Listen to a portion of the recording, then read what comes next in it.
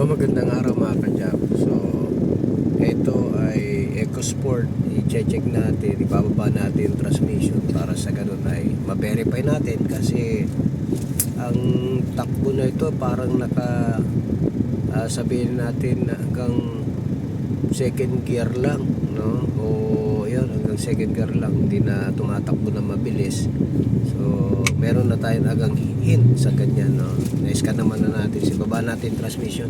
Sir, ito na yung binaba namin transmission para ma-verify kung anong problema. Ma-check natin. So Carlo, dito lang, huwag mo lang dito.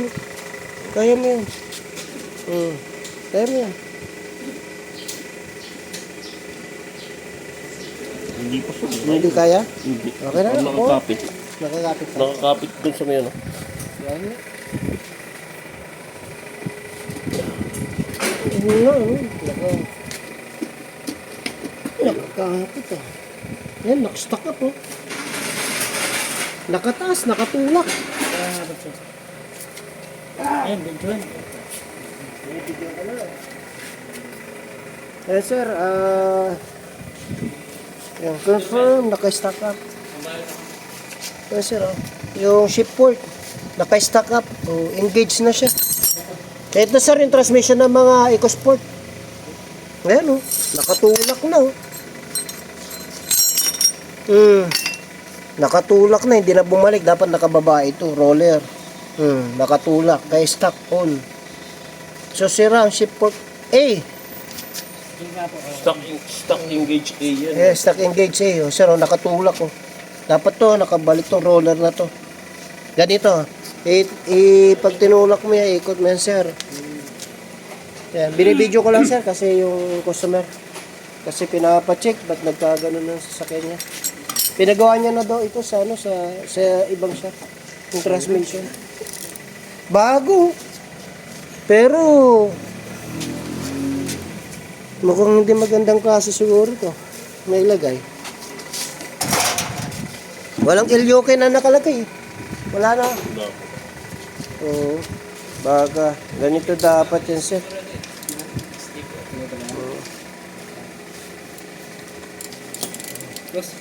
Ay! Maano? Ikaw! Iyan mo. Okay lang yung 23, no? Okay na, sir. Bigyan mo si sir ng ano. Ay, sige, sige. Bigyan mo ng resibo 23. Pag may ikon ulit, budget. Oo, sir. Ayoko naman na ikaw person. Direct sabay-sabay. Kung ito lang yung arm.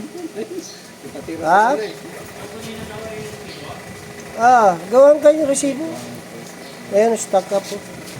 Kita mo yan, sir? Tignan mo, observe mo ha. Kaya yan ang nagiging problema ng mga transmission ng mga EcoSport. Nagdudumi kasi yan. Yun, di bumalik. Tignan mo itong roller nyo. Nakababa. Kaya nakalagay stock on o stock engage A. So, ibig sabihin, naka-stock. Nabasa naman ang scanner natin. Pero supposedly, ganito yan, sir. Pagka inikot natin yan, ayan, tignan nyo ha. Pinapakita ko lang sa may-ari kasi para, ayan, sinisend namin sa kanya para na yun. Tutulak yung roller.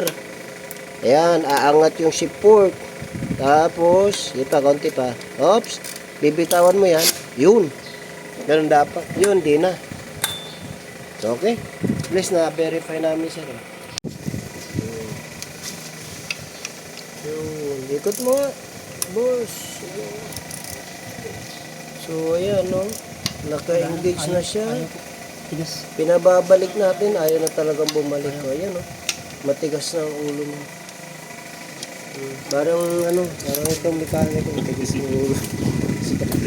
Tapos, kaya, sir, kaya mga kadyak, yan nagiging problema, stock engage A. Ayan, huli na natin agad.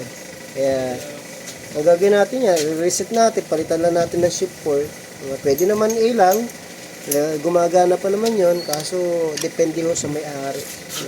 So, napagawa niya na daw ito sa iba, 1 year na rin daw kasi ito. Dinala sa amin. Kaya mga kadyak, yun, ayaw na talagang bumalik. Kahit anong pihit mo. So, yung spring, nasira na. Okay. So, ganun lang mga ka-jack, no? Na-verify naman natin na yung kanyang shipboard bago pa naman pero nasira agad. Hindi kasi okay, no? Hindi yung magandang brand yung nilagay. So, kapag gumagawa tayo, okay yung gamit natin para sa ganun matibay. Kasi may warranty tayo sa mga transmission ng EcoSport. Siyempre, ayaw naman natin mapakjak. At pag kung nabakjak man kami ay talagang chinecheck namin uli. So anyway mga kajak, itong si Sir ay nagpagawa na sa iba, no? Pero sad to say, tumigay agad yung kanya shipboard. Pero yung dual clutch, nireset na lang namin kasi okay pa naman, na-reset naman para hindi na masyadong gumastos yung ating kliyente. At okay na yung takbo ng sasakyan. Kitang-kita naman yung problema, kaya mabilis natin agad na nagawa. So anyway mga kajak, pinakita ko lang sa inyo na kadalasan ganyan ang sakit ng mga Ford EcoSport. Minsan sa dual clutch, minsan sa release bearing, minsan sa shipboard, TCM, no? Pagka yung mga issue na yan, pagka ayaw mag-reverse, minsan TCM, minsan yung kanyang stopper.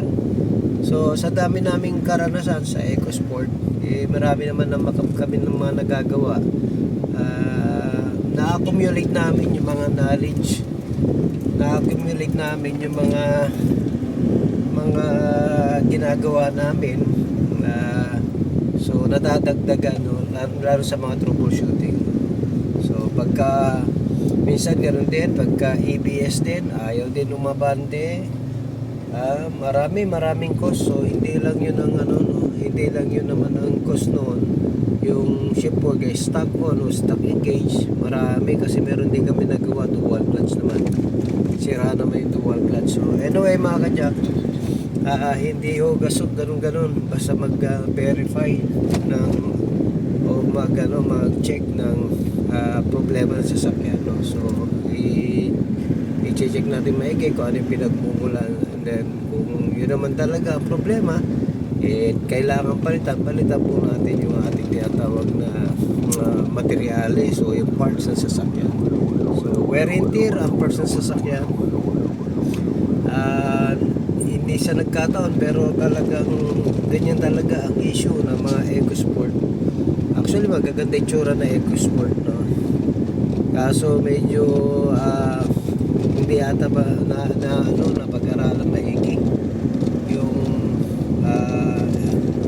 yung dry clutch na ginawa ng mga Ford EcoSport, no? So may mga dry clutch naman na o mga dual clutch naman kagaya ng Hyundai, pero karamihan na mga na-encounter namin ay mga EcoSport kasi yan talaga ang bigay nagbibigay. So yun lang mga kajak, sana mayroon naman tayong idea na problema na nalaman sa mga sasakyan natin kung ang sasakyan natin ay EcoSport. Kung EcoSport, Ford EcoSport, tsaka Ford Fiesta dual clutch, yan lang naman ang mga buibigay. So anyway, ito okay na yung sasakyan ni Sir, natin naayos na maigi. So yun lang mga Jack of all this auto care, the shop that cares for your car. God bless.